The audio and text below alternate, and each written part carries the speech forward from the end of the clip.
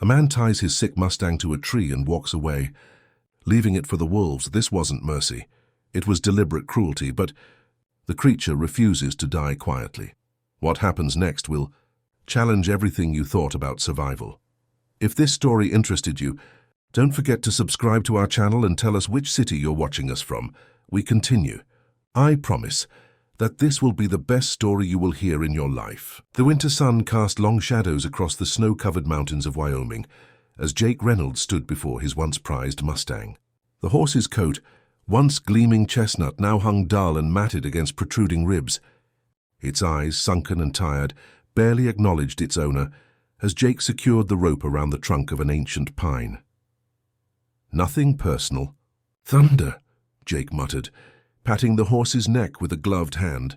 Can't afford to feed a sick horse that can't earn his keep.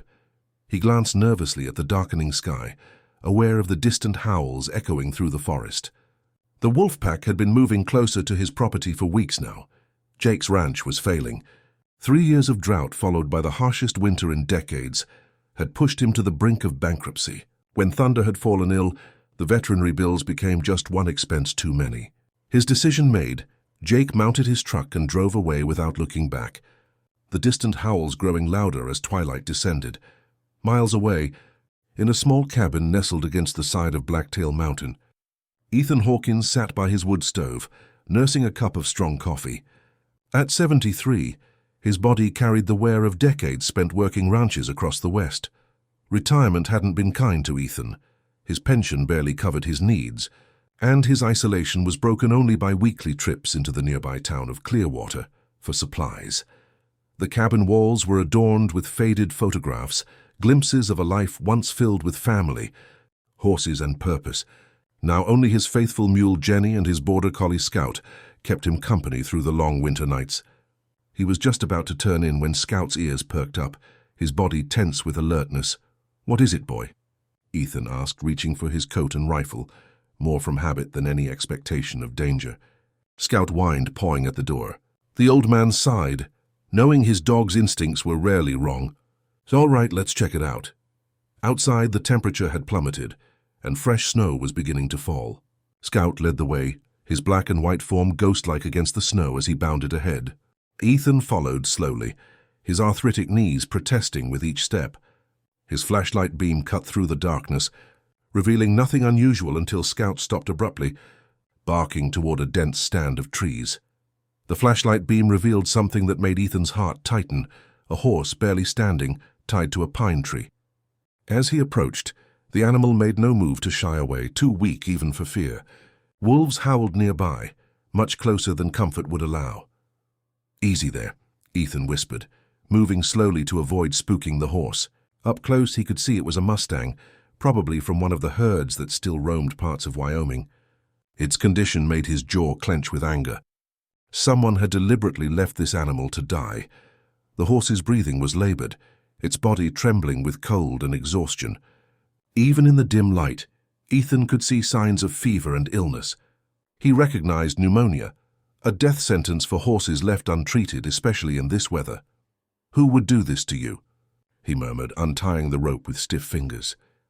The Mustang swayed dangerously but remained standing. "Come on, boy. Let's get you somewhere warm."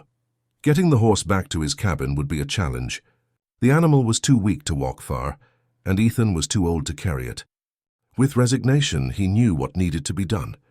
He would have to return to the cabin for Jenny and his old travois, a sled-like contraption he'd used years ago to transport injured livestock. "Scout, stay," he commanded, reluctant to leave the horse unprotected with wolves nearby. The border collie obediently positioned himself between the Mustang and the surrounding forest, his posture alert and protective. The journey back to the cabin seemed endless, Ethan's breath forming clouds in the frigid air. His mind raced with plans. He'd need to clear out his small shed, prepare medicine, find enough food for another mouth to feed. His meager savings would take a hit, but some things were beyond price. When he finally returned with Jenny pulling the travois, Scout was still standing guard, though the wolf howls had grown alarmingly close. With gentle coaxing and considerable effort, Ethan managed to get the Mustang onto the makeshift transport. The horse offered no resistance, too exhausted to fight or flee. Easy does it, Jenny, Ethan encouraged as his loyal mule strained against the weight.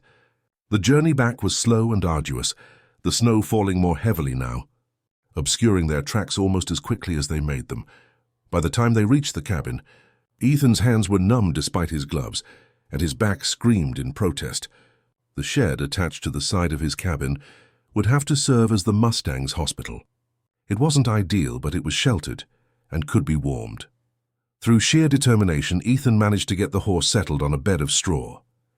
He worked methodically, his movements slow but sure as he covered the trembling animal with blankets and prepared the herbs and medicines he kept for emergencies, knowledge, gathered from decades of ranch work and his Shoshone grandmother.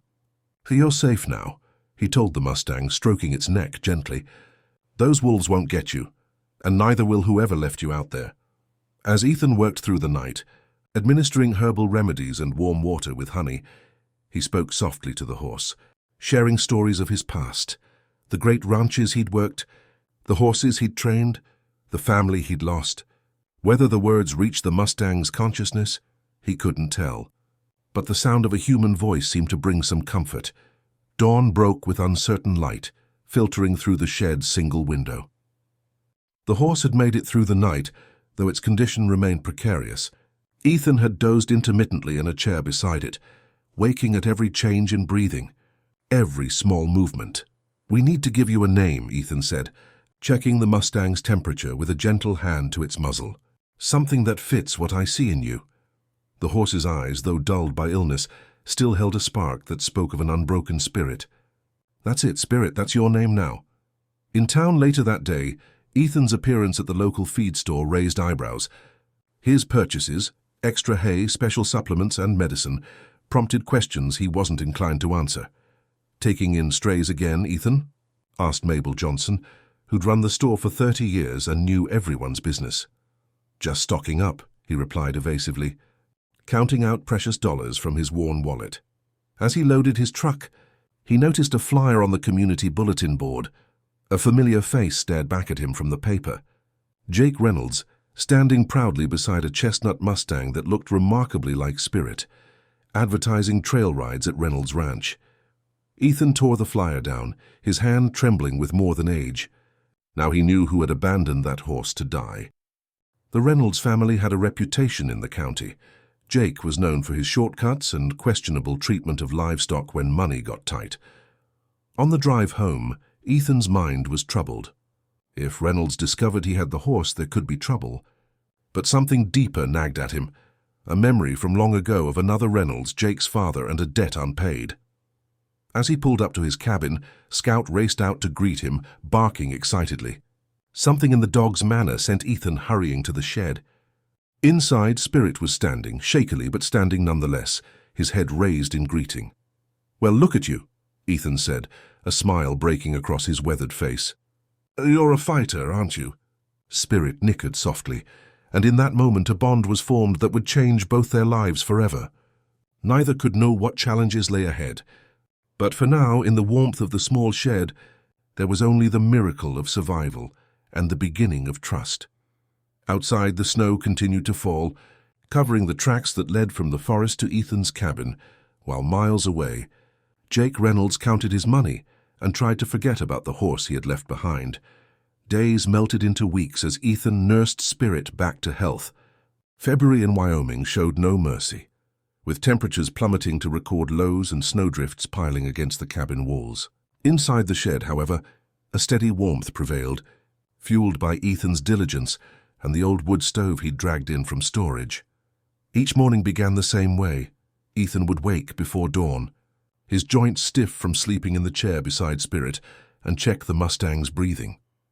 Those first days had been touch and go, with the horse's fever spiking dangerously, but gradually Spirit's eyes had regained their clarity, and his breathing had steadied.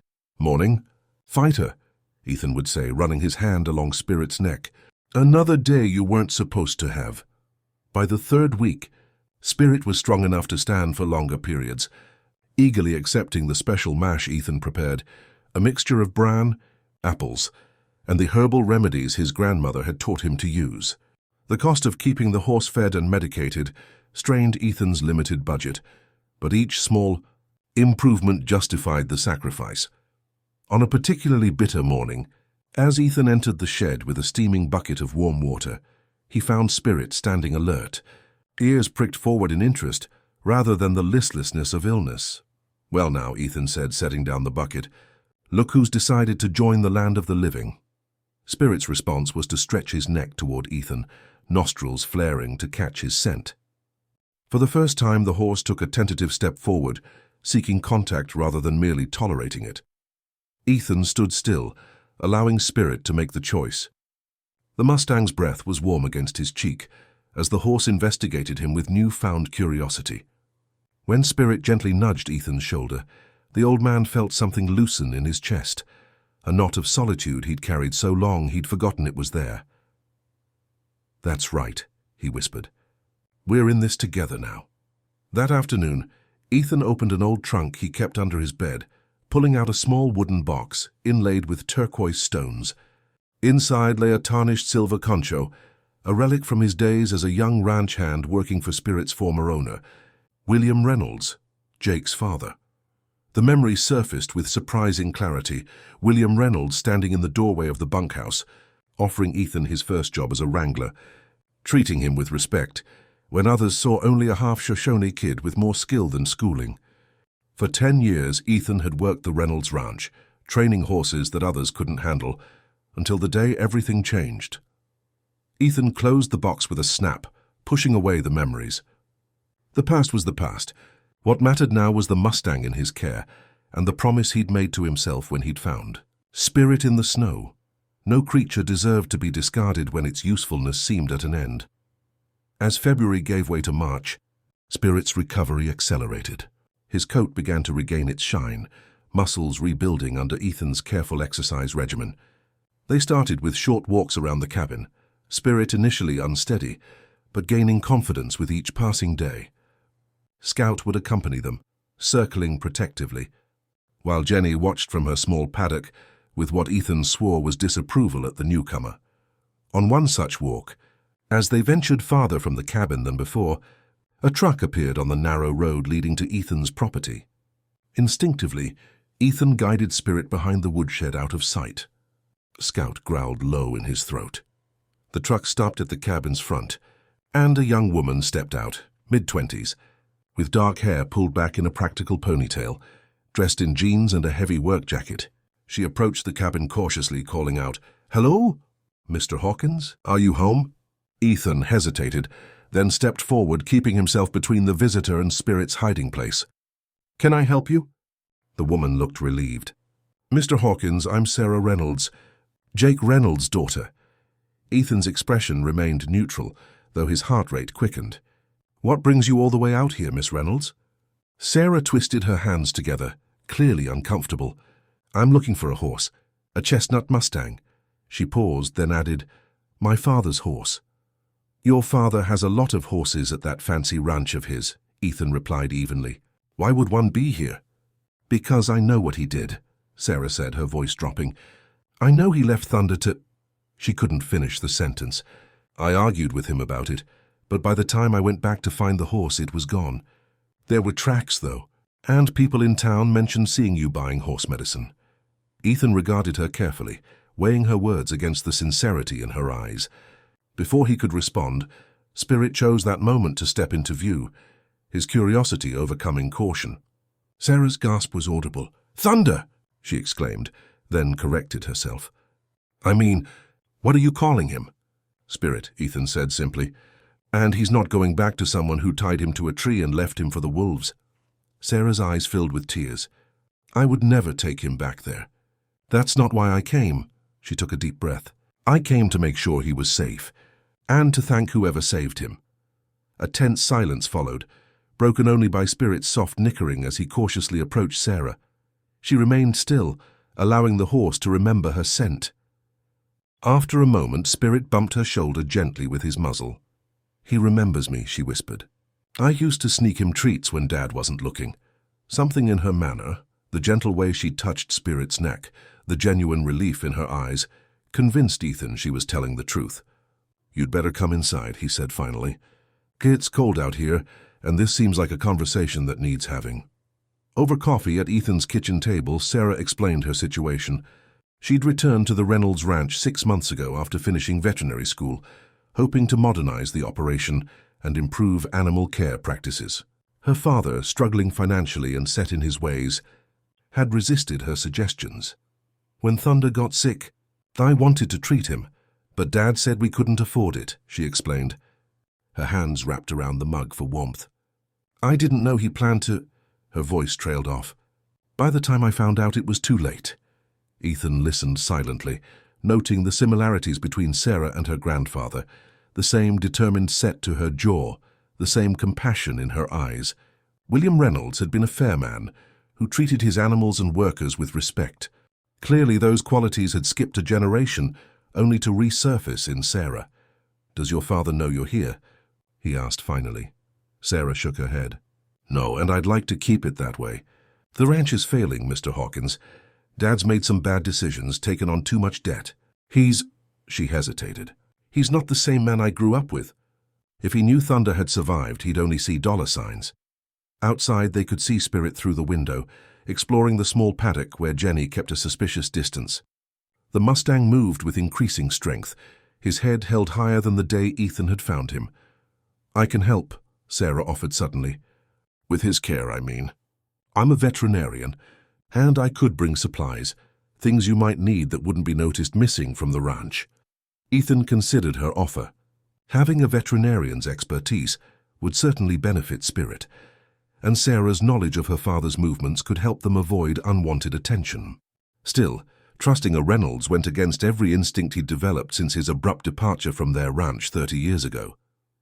"Why would you risk angering your father?" Ethan asked, studying her face for any sign of deception. Sarah met his gaze squarely. "Because it's the right thing to do. And because, she hesitated, because I need to believe that not everything connected to the Reynolds name is broken." Her words struck a chord in Ethan's heart. Hadn't he been carrying the weight of the past for too long? Perhaps it was time to allow for the possibility of change. "All right," he said finally. "But we do this carefully. Your father can't know." Sarah nodded, relief evident in her expression. As she rose to leave, she paused by the window, watching Spirit. "He looks different somehow. Stronger, yes, but also freer." "He is free," Ethan said. "He just doesn't know it yet." After Sarah departed, promising to return in 2 days with medicines and supplements, Ethan returned to Spirit's side. The Mustang greeted him with newfound energy, prancing slightly as Ethan checked his recovering limbs. "We've got company in this now." "Boy," Ethan told him, running a brush over the increasingly lustrous coat. "Not sure if that's good or bad yet." That night, as snow began to fall again outside, Ethan dreamed of his days at the Reynolds Ranch, of William Reynolds teaching him to gentle horses rather than break them, of promises made and kept. But as the dream shifted, William's face changed to Jake's, and the gentle hands became those that tied a sick horse to a tree and walked away. Ethan woke with a start, his heart pounding. Beside him, Scout whined questioningly. Through the window, Ethan could see lights on the distant road, headlights moving slowly toward his property. "Trouble's coming, Scout," he murmured, reaching for his coat. "Best be ready." The approaching headlights crawled along the snow-covered road, casting eerie shadows across Ethan's property. He moved quietly through the darkness, guiding Spirit deeper into the shed and instructing Scout to stay with the Mustang. The border collie obeyed, positioning himself protectively at the horse's side. Outside, Ethan stood on his porch, shotgun resting casually in the crook of his arm, not threatening, but a clear statement nonetheless. The truck that pulled into his yard was newer and more expensive than Sarah's modest vehicle. Even before the driver's door opened, Ethan knew who had come calling. Jake Reynolds stepped out, followed by 2 ranch hands. In the truck's headlights, Jake's face appeared harder than Ethan remembered, the years having carved deep lines of bitterness around his mouth. He'd inherited his father's height, but none of William's dignity. "Evening, Hawkins," Jake called, his breath clouding in the cold air. "Bit late for social calls, isn't it?" "Never known you to be social, Reynolds," Ethan replied evenly. "What brings you to my door at this hour?" Jake smiled, though the expression never reached his eyes. "Heard you might have found something that belongs to me." A chestnut Mustang. Ring any bells? So Sarah had been right about the rumors. In town. Ethan mentally cursed his own carelessness. He should have been more discreet with his purchases. Don't know what you're talking about, Ethan said. Haven't seen any stray horses around here. Jake took a few steps closer, his boots crunching in the snow. That's funny, because my daughter came home with horsehair on her jacket. Chestnut horsehair. And she's been awful interested in this area lately. His eyes narrowed. She thinks I don't notice, but I do. Ethan felt a chill that had nothing to do with the temperature. Sarah's a grown woman. Where she goes is her business. She's my daughter working on my ranch, Jake countered. And if she's conspiring to hide my property, that makes it my business. He gestured toward the shed. Mind if we take a look? Yes, I do mind, Ethan said firmly. This is private property, Reynolds. You've got no right to search it. Jake's smile vanished. That horse is worth money, Hawkins. Registered bloodlines. I've got the papers to prove it. Papers for a horse you abandoned to die?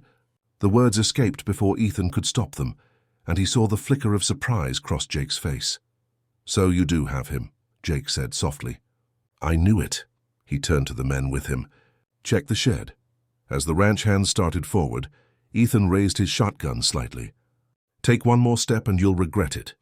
The men hesitated, looking to Jake for guidance.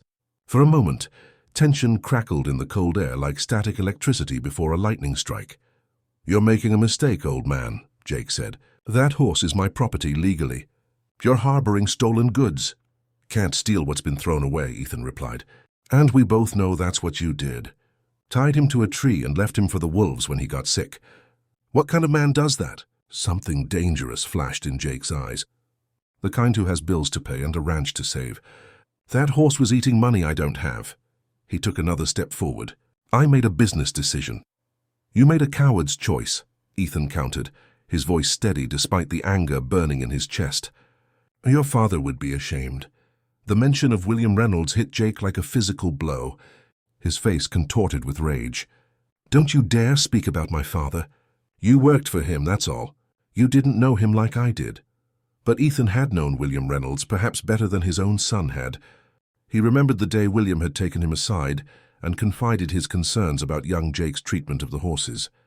Too rough with the reins, too quick with the spurs. A man who can't respect an animal will never truly lead men, William had said. Before Ethan could respond, a commotion from the shed drew everyone's attention.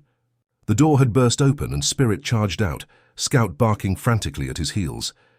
The Mustang stopped in the yard, head high, nostrils flaring as he assessed the threat before him. Jake stared in disbelief. Thunder? The horse that stood illuminated by the truck's headlights was hardly recognizable as the sickly animal Jake had abandoned. Spirit's coat gleamed in the artificial light, muscles rippling beneath as he pawed the ground nervously. His eyes, once dull with illness, now blazed with life and unmistakable wariness as he regarded his former owner. That's not Thunder anymore, Ethan said quietly. His name is Spirit now. Jake recovered quickly, gesturing to his men. Get a rope on him. As one of the ranch hands moved toward Spirit, the Mustang reared dramatically, hooves slicing the air. The man stumbled backward, falling into the snow. Spirit brought his hooves down with precision, missing the man by inches. A warning, not an attack. Even Jake took an involuntary step back, surprised by the horse's transformation and obvious defiance. What have you done to him? I healed him, Ethan said simply, and I let him remember who he really is. Not property, not a tool. A living being with his own will. Spirit circled nervously, staying close to Ethan while maintaining distance from Jake and his men. The Mustang's behavior made it clear where his loyalties now lay. Jake's expression hardened. This isn't over, Hawkins. That horse has papers, and the law will say he's mine. He jabbed a finger toward Ethan. I'll be back with the sheriff. You do that, Ethan replied calmly, and I'll tell him exactly how I found this horse, tied to a tree, sick and starving, left as wolf bait. Animal cruelty charges might interest him. Uncertainty flickered across Jake's face. He knew as well as Ethan that such accusations, even without proof, would damage his reputation in the county. The Reynolds Ranch was already struggling. A scandal might be the final push toward bankruptcy. You've got no proof of that, Jake said, but his voice lacked conviction. Don't I? Ethan reached into his coat pocket and pulled out his phone, an old model he rarely used. Took pictures when I found him.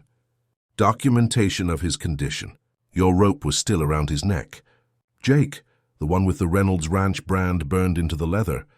It was a bluff. Ethan had been too focused on saving Spirit to think about gathering evidence, but Jake couldn't know that.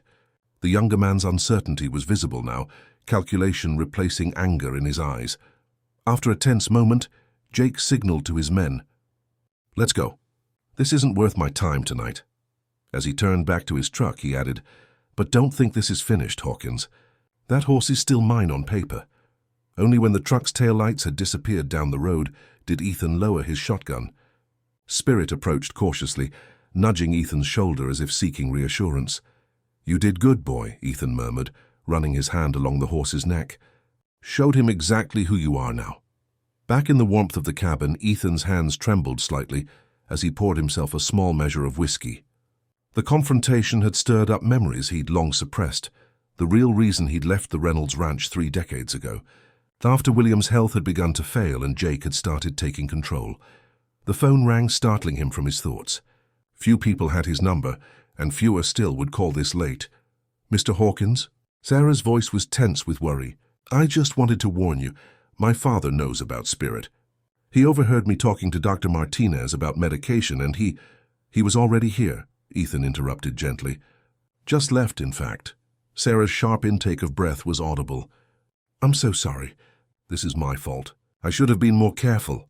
It's not your doing, Ethan assured her. Town gossip would have reached him eventually. He paused. Your father threatened to come back with the sheriff. Says he has papers proving ownership. He does, Sarah admitted reluctantly. But she hesitated. There might be a way around that. I need to check something in Grandpa's old files. Can you keep Spirit hidden for a few days? I'll do my best, Ethan promised, curious about what Sarah might have in mind.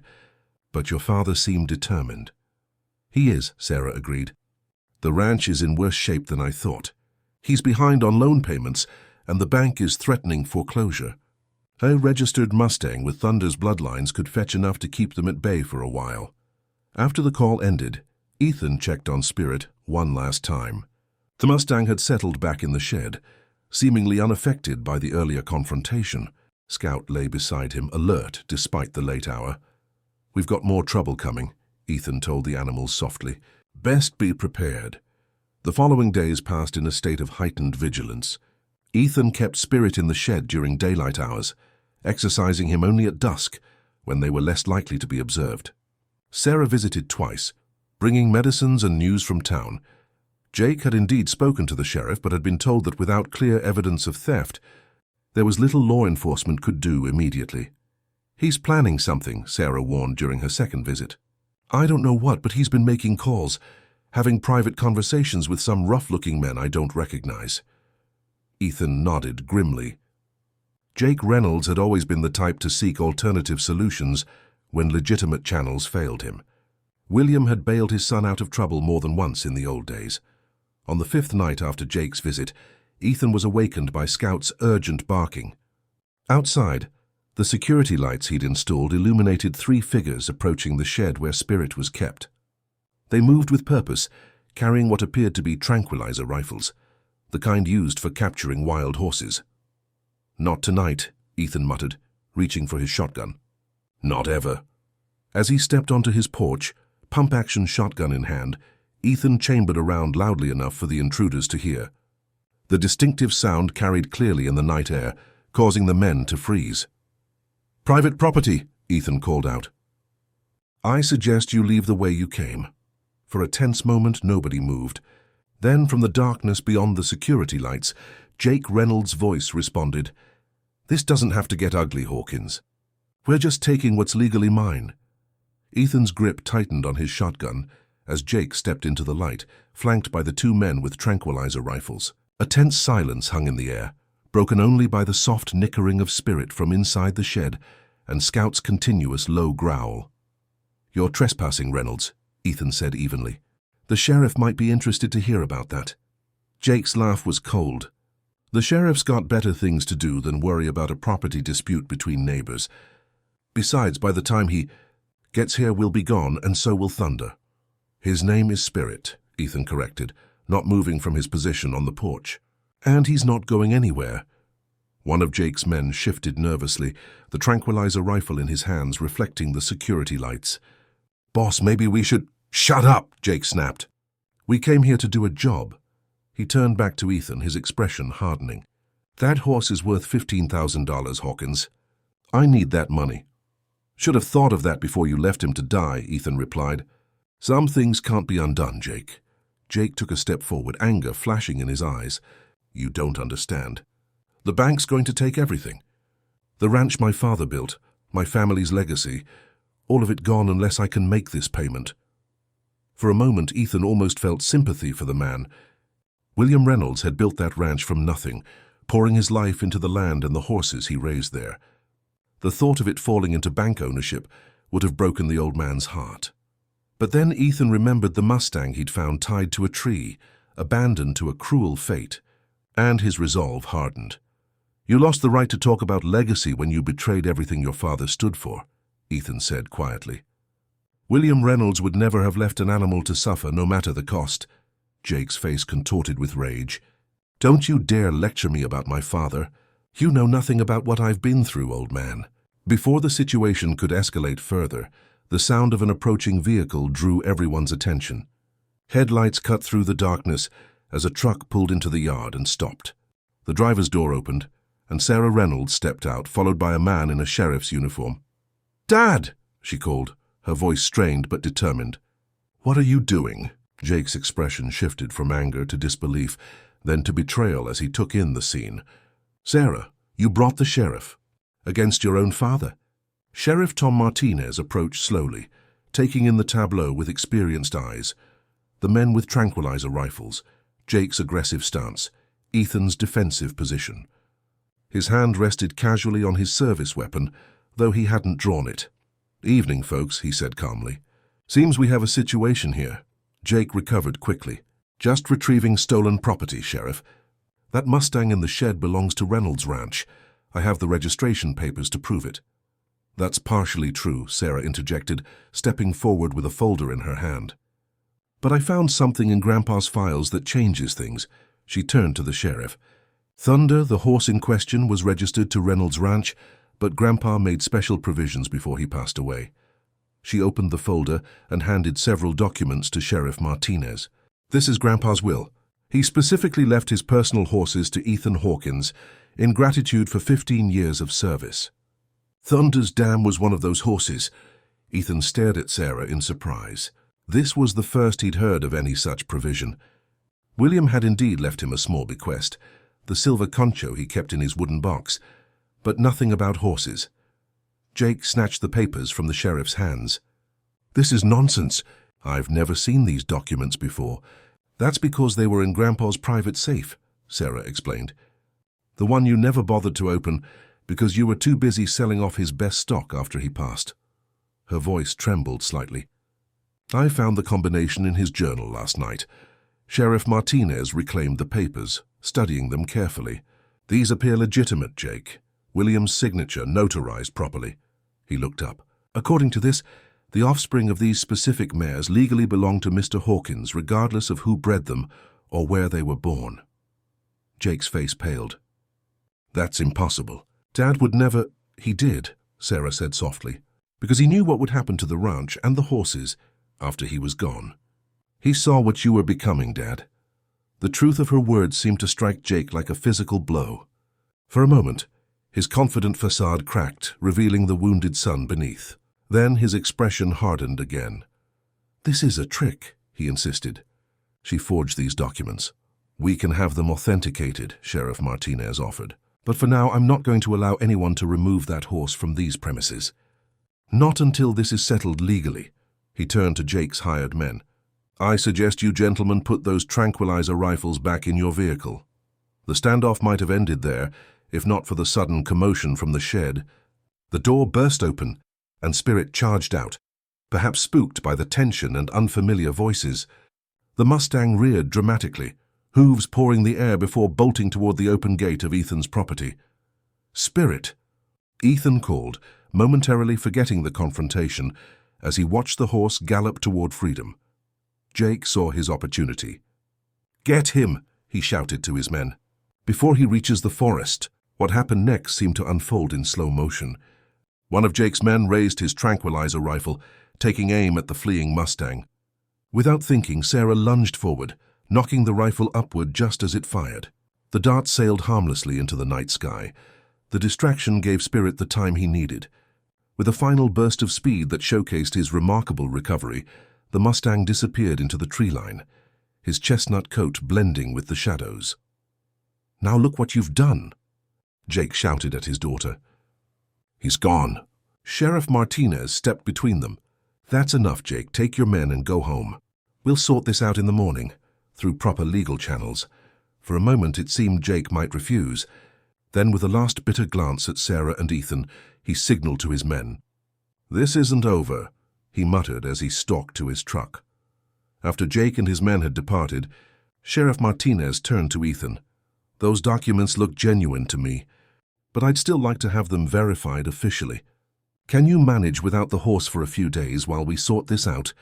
Ethan nodded, his eyes still fixed on the forest where Spirit had disappeared. "He's not mine to manage anymore, Sheriff. He's made his choice." Sarah approached Ethan hesitantly. "I'm sorry I didn't tell you about Grandpa's will sooner. I only found it last night, and I wanted to be sure before I said anything."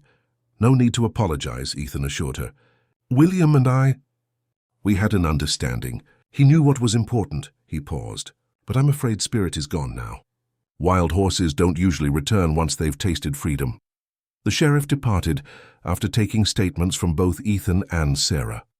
As the night settled back into silence, Ethan felt a strange mixture of loss and satisfaction. Spirit was where he belonged, free to run with the wild herds that still roamed parts of Wyoming. It was a fitting end to their brief time together. Sarah declined Ethan's offer to stay in his spare room. "I need to face my father," she said firmly. "It's time we had some hard conversations about the future of the ranch." As Ethan watched her drive away, he wondered what would become of the Reynolds Ranch now. Perhaps, with Sarah's influence, it could return to what William had envisioned, a place where horses were valued as partners, not commodities. The following days passed quietly. Ethan returned to his solitary routine, though the absence of Spirit left a noticeable void. Each morning he found himself glancing toward the shed before remembering the Mustang was gone. Scout seemed equally affected, often sitting at the fence line, staring into the forest as if waiting for Spirit's return. A week after the confrontation, Sheriff Martinez visited with news. "The documents are authentic," he confirmed. "William Reynolds did indeed leave you legal ownership of Thunder and any other offspring from those specific mares. Jake's not happy about it, but there's nothing he can do." "It doesn't matter now," Ethan said. "Spirit's gone, as he should be." The sheriff nodded thoughtfully. "Sarah mentioned you might say that. She asked me to give you this." He handed Ethan an envelope. Inside was a handwritten note. "Ethan, the ranch is changing. Dad has agreed to let me take over operations while he focuses on his recovery. He's entered a program for help with his drinking, something I've been encouraging for years. The bank has agreed to restructure our loans based on my business plan for ethical horse training and riding therapy programs." I found more of Grandpa's journals. He wrote about you often, about how you taught him to see horses as thinking, feeling beings rather than just tools or commodities. He called you the horse whisperer long before that term became popular. There will always be a place for Spirit at the Reynolds Ranch if he chooses to return, not as property, but as family. With gratitude, Sarah. Ethan folded the letter carefully and tucked it into his shirt pocket close to his heart. William's final gift had been more valuable than any horse. He had ensured that his granddaughter, not his son, would carry on his true legacy. Spring arrived with its promise of renewal. The snow retreated, revealing tender green shoots beneath. Ethan spent more time outdoors, repairing winter damage to his cabin and preparing his small vegetable garden. Each evening he would sit on his porch with Scout beside him, watching the forest edge as the light faded. On one such evening, As the setting sun painted the sky in shades of amber and gold, Scout suddenly stood alert, ears pricked forward. Ethan followed the dog's gaze and felt his heart skip a beat. At the tree line stood a magnificent chestnut Mustang, head high, mane flowing in the gentle breeze. Spirit had returned, but not alone. Beside him stood a dun-colored mare, wild and cautious. "Well, I'll be," Ethan whispered, hardly daring to move. Spirit nickered softly, a sound of recognition. Then, to Ethan's amazement, the Mustang began walking toward the cabin, stopping occasionally to ensure the mare followed.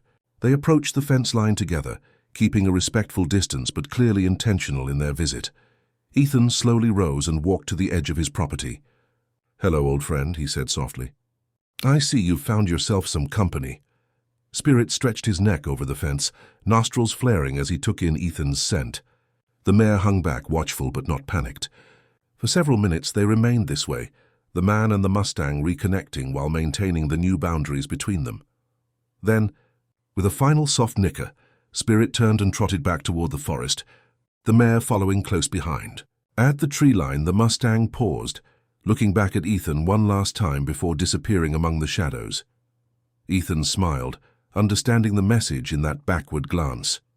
Spirit would return not as a possession but as a visitor, free to come and go as he chose. Their bond remained, transformed but unbroken. Over the months that followed, the visits became a regular occurrence. Sometimes Spirit would come alone, sometimes with the mare, and later, with a gangly foal whose coat combined the chestnut of his sire with the dun of his dam. The Wild family never stayed long, never allowed themselves to be confined, but they always returned. Sarah visited occasionally as well, bringing news of the ranch's transformation. The Reynolds name was slowly regaining its reputation for excellence in horsemanship, though now it stood for partnership rather than domination. Jake, humbled by his near loss of everything, had found a new purpose in teaching young riders about